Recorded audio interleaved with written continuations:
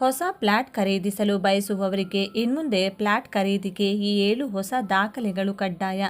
ಕೇವಲ 3-4 ನಿಮಿಷಗಳ ಈ ವಿಡಿಯೋದಲ್ಲಿ ಸಿಗುವ ಮಾಹಿತಿಯಿಂದಾಗಿ ನೀವು ಕಷ್ಟಪಟ್ಟು ದುಡಿದ ಲಕ್ಷಾಂತರ ರೂಪಾಯಿ ಹಣ ಕೊಟ್ಟು ಖರೀದಿಸಿದ ಆಸ್ತಿಯನ್ನು ಉಳಿಸಿಕೊಳ್ಳಬಹುದು. ಹಾಗೂ ನೀವು ಆಸ್ತಿ ಖರೀದಿಸುವಾಗ ಯಾವುದೇ ಮೋಸ ವಂಚನೆ ಹೋಗುವ ಸಾಧ್ಯತೆ ಇರಲ್ಲ.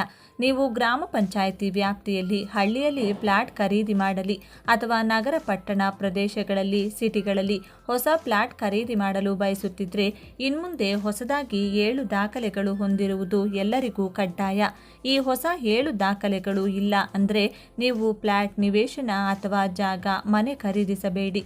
ದೇಶದಲ್ಲಿ ಮತ್ತು ರಾಜ್ಯದಲ್ಲಿ ಇತ್ತೀಚೆಗೆ ಹೆಚ್ಚುತ್ತಿರುವ ವಂಚನೆ ಪ್ರಕರಣಗಳನ್ನು ಗಮನಿಸಿದ ಸರ್ಕಾರವು ಇನ್ಮುಂದೆ ಯಾರೇ ಆಗಲಿ ಮನೆ ಅಥವಾ ಜಾಗ ಖರೀದಿಸಲು ಬಯಸುವ ಪ್ರತಿಯೊಬ್ಬರಿಗೂ ಹಳ್ಳಿಯಾಗಲಿ ಅಥವಾ ಸಿಟಿಯಾಗಲಿ ಎಲ್ಲ ಕಡೆಗಳಿಗೂ ಇನ್ಮುಂದೆ ಈ 7 ದಾಖಲೆಗಳು ಕಡ್ಡಾಯಗೊಳಿಸಲಾಗಿದೆ.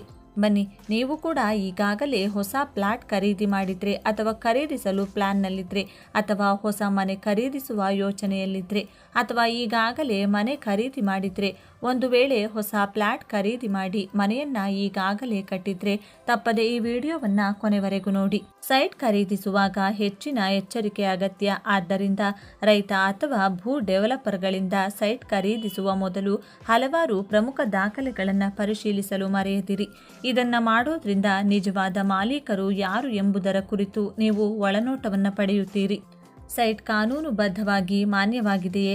ಇದು ಯಾವುದೇ ಕಾನೂನು ಸಮಸ್ಯೆಗಳಲ್ಲಿ ಸಿಲುಕಿಕೊಂಡಿದೆಯೇ? ಇದು ನಿಮ್ಮ ಹೂಡಿಕೆಯನ್ನು ರಕ್ಷಿಸುತ್ತದೆ ಮತ್ತು ಮಾಲೀಕತ್ವವನ್ನು ಪಡೆಯುವುದು ಸುಲಭವಾಗುತ್ತದೆ. ಭೂಮಿಗೆ ಸಂಬಂಧಿಸಿದ ಮಾಹಿತಿಯು ಪ್ರತಿ ರಾಜ್ಯದೊಳಗೆ ಆನ್ಲೈನ್ನಲ್ಲಿ ಲಭ್ಯವಿದೆ. ನೀವು ರಾಜ್ಯದ ಅಧಿಕೃತ ವೆಬ್ಸೈಟನ್ನು ಪರಿಶೀಲಿಸಬೇಕಾಗುತ್ತದೆ. ಆದ್ದರಿಂದ ಸೈಟ್ ಖರೀದಿಸುವ ಮೊದಲು ನೀವು ಪರಿಶೀಲಿಸಬೇಕಾದ ದಾಖಲೆಗಳೇನೆಂದು ತಿಳಿಯಿರಿ. ಮೊದಲನೆಯದು ಭೂ ದಾಖಲೆಗಳು.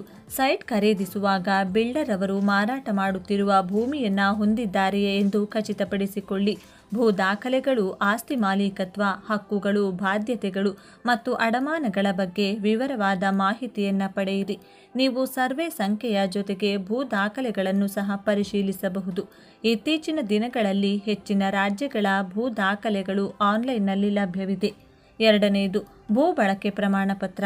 ಯಾವುದೇ ಆಸ್ತಿಯನ್ನು ಅಭಿವೃದ್ಧಿಪಡಿಸುವ ಮೊದಲು ಬಿಲ್ಡರ್ಗೆ ನಗರ ಪ್ರಾಧಿಕಾರದಿಂದ ಭೂ ಬಳಕೆ ಪ್ರಮಾಣ ಪತ್ರ ಅಥವಾ ಭೂ ಬಳಕೆ ಬದಲಾವಣೆ ಪ್ರಮಾಣ ಪತ್ರದ ಅಗತ್ಯವಿದೆ. ವಸತಿ ಯೋಜನೆಗಳನ್ನು ವಾಣಿಜ್ಯ ಅಥವಾ ಕೈಗಾರಿಕಾ ಪ್ರದೇಶಗಳಲ್ಲಿ ಅಥವಾ ಕೃಷಿ ಭೂಮಿಯಲ್ಲಿ ನಿರ್ಮಿಸಲು ಸಾಧ್ಯವಿಲ್ಲ. ಭೂ ಬಳಕೆ ಅಥವಾ CLU ಪ್ರಮಾಣ ಪತ್ರದ ಪ್ರತಿಯನ್ನು ಸಲ್ಲಿಸಲು ನೀವು ಬಿಲ್ಡರ್ ಅನ್ನು ಕೇಳಬಹುದು. ಮೂರನೆಯದು ಲೇಔಟ್ ಅನುಮೋದನೆ. ಅನೇಕ ಬಿಲ್ಡರ್ಗಳು ಲೇಔಟ್ ಮತ್ತು ಕಟ್ಟಡ ಅನುಮೋದನೆಗಳನ್ನು ಪಡೆಯದೆ ಸಾಫ್ಟ್ ಲಾಂಚ್ ಅಡಿಯಲ್ಲಿ ಫ್ಲಾಟ್ಗಳನ್ನು ಮಾರಾಟ ಮಾಡುತ್ತಾರೆ. ಎಲ್ಲ ಅನುಮೋದನೆಗಳನ್ನು ಪಡೆದ ನಂತರ ಬೆಲೆಗಳು ಗಮನಾರ್ಹವಾಗಿ ಹೆಚ್ಚಾಗುತ್ತವೆ ಎಂದು ಅವರು ನಿಮಗೆ ಹೇಳುತ್ತಾರೆ. ಆದರೆ ಎಂದಿಗೂ ಈ ಬಲೆಗೆ ಬೀಳಬಾರದು. ಅನುಮೋದಿಸದ ಯೋಜನೆಯಲ್ಲಿ ನೀವು ಎಂದಿಗೂ ಹೂಡಿಕೆ ಮಾಡಬಾರದು. ನಾಲ್ಕನೆಯದು ಮಾಸ್ಟರ್ ಪ್ಲಾನ್. ಬಿಲ್ಡರ್ಗಳು ಮತ್ತು ಆಸ್ತಿ ಸಲಹೆಗಾರರು ಸಾಮಾನ್ಯವಾಗಿ ವಿಮಾನ ನಿಲ್ದಾಣಗಳು, ಮಹಾನಗರಗಳು, ಎಕ್ಸ್ಪ್ರೆಸ್ ವೇಗಳು ಮತ್ತು SEZಗಳಂಥ ಮುಂಬರುವ ಮೂಲಸೌಕರ್ಯ ಯೋಜನೆಗಳ ಬಗ್ಗೆ ಕರಪತ್ರದಲ್ಲಿ ನಿಮಗೆ ಹೇಳುತ್ತಾರೆ. ನಗರದ ಅನುಮೋದಿತ ಮಾಸ್ಟರ್ ಪ್ಲಾನ್ನೊಂದಿಗೆ ನೀವು ಇವುಗಳನ್ನು ಪರಿಶೀಲಿಸಬಹುದು. ಮಾಸ್ಟರ್ ಪ್ಲಾನ್ನಲ್ಲಿ ಯೋಜನೆಯು ವಸತಿ ಪ್ರದೇಶದಲ್ಲಿ ಬರುತ್ತದೆಯೇ ಎಂದು ಸಹ ನೀವು ಪರಿಶೀಲಿಸಬಹುದು. ಆರನೆಯದು ಹಂಚಿಕೆ ಪತ್ರ. ಬುಕ್ಕಿಂಗ್ ಮೊತ್ತವನ್ನು ಠೇವಣಿ ಮಾಡಿದ ನಂತರ ಬಿಲ್ಡರ್ ನಿಮ್ಮೊಂದಿಗೆ ಹಂಚಿಕೆ ಪತ್ರಕ್ಕೆ ಸಹಿ ಹಾಕುತ್ತಾರೆ.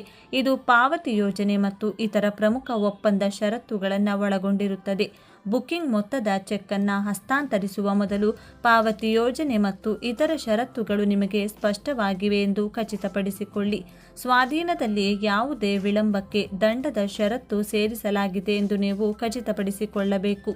ಏಳನೆಯದು ಆಸ್ತಿ ತೆರಿಗೆ ರಶೀದಿಗಳನ್ನು ಪರಿಶೀಲಿಸಿ.